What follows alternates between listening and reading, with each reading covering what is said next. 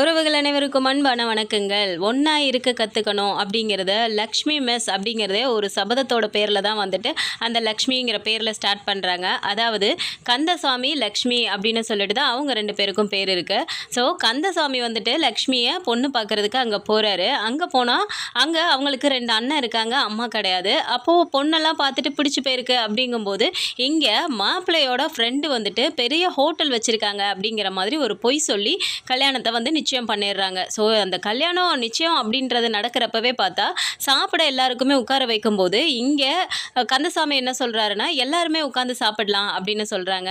அப்போது லக்ஷ்மியோட அண்ணா ரெண்டு பேர் என்ன சொல்கிறாங்கன்னா, ஆம்பளைங்க சாப்பிட்டுட்டு அதுக்கப்புறமா பொண்ணுங்க சாப்பிட்றது தானே வழக்கம், அவங்களாம் அப்புறம் சாப்பிட்டுக்குவாங்க, நீங்கள் சாப்பிடுங்க மாப்பிள்ள அப்படிங்கிறாங்க. அப்படிலாம் இல்லை, அவங்களுக்கும் பசிக்கும்ல, உட்காருங்க அப்படின்னு சொல்லிட்டு லக்ஷ்மியையும் கூட பக்கத்தில் உட்கார வச்சு சாப்பிட சொல்கிறாங்க. ஸோ சாப்பிடும்போது சாப்பாடு எல்லாமே ரொம்ப நல்லா இருக்குது அப்படின்னு சொன்ன உடனே மாப்பிள்ளை என்ன காஃபி சாப்பாடுன்னு இதையே பேசிகிட்டு இருக்காரு, ஹோட்டல் சம்மந்தப்பட்டதுனால அதிலே நல்ல தீவிரமான இதாக இருப்பார் போல இருக்கு அப்படின்னு எல்லாரும் பேசிக்கிறாங்க. பெரிய ஹோட்டல் வச்சுருக்காரு அப்படின்னு சொல்லும்போதே இங்கே கந்தசாமிக்கு ஒரு மாதிரி ஆகுது. ஹோட்டல் ஆனால் ஹோட்டல்லாம் வச்சில்லையே அப்படிங்கிற மாதிரி யோசிக்கும் போது அவரோட ஃப்ரெண்டும் அப்படியே ஒரு மாதிரி டவுன் பண்ணி உட்கார வச்சிடுறாரு. அதுக்கப்புறமா இப்போ சாப்பாடு வந்துட்டு நல்லா இருக்குது அப்படின்னு சொல்லும்போது எல்லாமே இன்றைக்கி லக்ஷ்மி தான் சமைச்சிச்சு அப்படிங்கிறாங்க.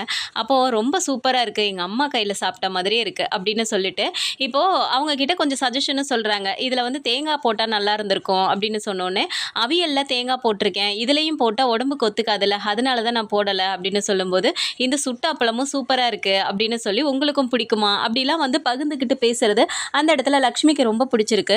கல்யாண ஏற்பாடும் நடந்து தாலி கட்ட போகிற டைமில் அண்ணனுங்க ரெண்டு பேரும் வந்துட்டு இப்போது இழுத்து போட்டு அடிக்கிறாங்க. ஏன் அடிக்கிறாங்க கந்தசாமியை அப்படின்னு போய் கேட்டால், இவன் சரியான ஃப்ராடு, வந்து தள்ளு வண்டி தான் வச்சுருக்கான், அவன் பெரிய ஹோட்டல்லாம் இல்லை, பொய் சொல்லி ஏமாத்திருக்கான் அப்படின்னு சொல்லும்போது, இந்த விஷயம் எனக்கு ஏற்கனவே தெரியும் அப்படின்னு லக்ஷ்மி சொன்ன உடனே, ஏண்டா அவகிட்ட மட்டும் சொல்லிவிட்டு அவளை என்ன பேசிடா நீ மயக்கின அப்படின்னு திட்டுறாங்க. இதுக்கு மேலே நீங்கள் இருக்கக்கூடாது, மரியாதையை கிளம்புடா அப்படின்னு சொன்ன உடனே கிளம்ப போகிறாரு. அப்போ லக்ஷ்மி டக்குன்னு இருங்க ஒரு நிமிஷம் அப்படின்னு சொல்லிட்டு, எனக்கு அவரை பற்றி தெரியும், ஆனால் இது அவர் சொல்லலை, அவரோட ஃப்ரெண்டு சொல்லி தான் எனக்கு எல்லாமே தெரியும், என்கிட்ட எல்லா உண்மையும் சொல்லிட்டாங்க, இது நாள் வரைக்கும் அம்மா செத்து போனதுலேருந்து உங்களுக்கு நான் தானே சமைச்சு போட்டிருக்கேன், என்கிட்ட வந்துட்டு சாப்பாடு நல்லா இருக்குன்னு ஒரு வார்த்தை என்னை பாராட்டியிருப்பீங்களா, இல்லை எனக்கு உடம்பு சரியில்லையா, நல்லா இருக்கேனா இல்லையா, ஏதாவது கேட்டிருப்பீங்களா, ஏதாவது ஒரு மாப்பிள்ளை வந்தால் போதுங்கிற மாதிரி அது ஹோட்டல் வச்சுருக்காருன்னு சொன்னோன்னே என்னை எப்படியாவது இவர் தலையில் கட்டிடணும்னு தானே நீங்கள் பார்த்தீங்க. ஆனால் அவர் அப்படி இல்லை, மொத நாளே என்னையும் உட்கார வச்சு சாப்பிட வச்சாரு, எனக்கு என்ன பிடிக்கும் என்ன பிடிக்காதுன்னு என்னோட உணர்வுக்கும் மரியாதை கொடுத்தாரு. எல்லாத்துக்கும் மேலே அவர் எப்படிப்பட்ட மனுஷன் அப்படிங்கிறத அவர் ஃப்ரெண்டு மூலமாக நான் தெரிஞ்சுக்கிட்டேன், நான் அவரை தான் கல்யாணம் பண்ணிக்குவேன் அப்படிங்கிறாங்க. என்ன பேசிகிட்டு இருக்க நீ, திமுறை எய்த்து பேசிகிட்டு இருக்க, அதெல்லாம் முடியாது, உன்னை அடித்து சாகடிச்சாலும் அடிப்பேன் ஒழிய அவனுக்கு கல்யாணம் பண்ணி வைக்க மாட்டேன் அப்படிங்கிறாங்க. நான் மனசால் அவரை எப்போவோ புருஷனாக ஏற்றுக்கிட்டேன், அவர் கூட தான் நான் வாழுவேன் அப்படிங்கிறாங்க. அவன் சரியான தள்ளு வண்டி வச்சுருக்கான், அவன் கூட போய் நீ சீரழிய போறியா அப்படிங்கும்போது, இப்போ வேணால் அவர் தள்ளு வண்டி வச்சுருக்கலாம், ஆனால் பின்னாடி வந்து அவரும் ஒரு ஹோட்டல் ஆரம்பித்து நல்லா வாழுவார், அதுக்கு நானே துணையாக இருப்பேன் அப்படின்னு சொல்லிட்டு நீங்கள் தாலியை கட்டுங்க அப்படின்னு சொன்ன உடனே இப்போ தாலியுமே கட்டிடுறாங்க. ஸோ இப்போ என்ன ஆகுதுன்னா, இப்போ ஒரு கொஞ்சம் வருஷத்துக்கு அப்புறமா லக்ஷ்மி மெஸ் அப்படின்னு சொல்லிட்டு ஒரு மெஸ்ஸே வச்சிடுறாங்க. அப்போது இவர் வந்து சபதம் பண்ணிட்டு வராரு, நான் வந்துட்டு தெருவுலலாம் அப்படிலாம் விட்டுற மாட்டேன், நான் கண்டிப்பாக வந்துட்டு லக்ஷ்மி பேர்லேயே வந்துட்டு லக்ஷ்மி மெஸ்ஸுன்னு ஒன்று ஆரம்பிப்பேன், இது என்னோட சபதம் அப்படின்னு சொல்லிட்டு அவரும் வந்துட்டு மெஸ்ஸும் ஆரம்பிச்சிடுறாங்க. ஆனால் இந்த இடத்துல கந்தசுவாமி ரொம்பவும் ஒரு கஞ்சமான ஆளாக தான் இருக்கார். ஆனால் சாப்பாடு விஷயம் அப்படிங்கும்போது எக்ஸ்ட்ரா கொடுக்க மாட்டேன் அப்படின்னாலுமே சாப்பிட்ற அளவை கரெக்டாக டேஸ்ட்டாக கொடுக்கணும் அப்படிங்கிற ஒரு இதை வச்சுருக்காரு. ஸோ வீட்டில் பார்த்தா இவங்களுக்கு 4 பசங்க இருக்காங்க. 4 பசங்களில் மூத்த பையனுக்கு வந்துட்டு கல்யாணம் பண்ணி அங்கே வேலைக்கு வந்த ஒரு பொண்ணையே வந்துட்டு பாத்திரங்கள் வேலைக்கு வந்த பொண்ணையே லவ் பண்ணி கல்யாணமும் பண்ணி வச்சிடுறாங்க. அவங்களுக்கு 2 குழந்தைங்க இருக்காங்க. ஸோ அது வந்துட்டு குமரன் சரசு அப்படின்னு சொல்லிட்டு இருக்காங்க.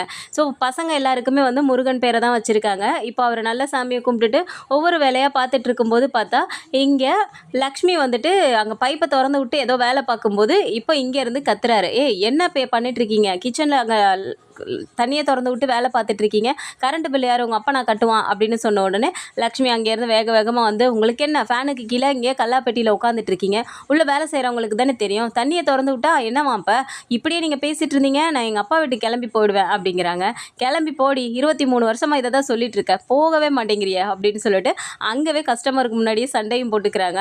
இருங்க எல்லா வேலையும் செஞ்சு முடிச்சுட்டு நான் சாயந்தரமாக கிளம்பி போகிறேன் அப்படின்னு சொல்லிட்டு இப்போ லக்ஷ்மியும் உள்ளே போயிடுறாங்க. அந்த இடத்துல அவங்க 2 பேரும் சண்டை போட்டுக்கிட்டாலும் இருந்தாலும் அந்த பாசம் அந்யோன்யம் அப்படிங்கிறது அங்கே கொஞ்சம் கூட குறையல அப்படிங்கிற மாதிரி நல்லா காட்டியிருக்காங்க.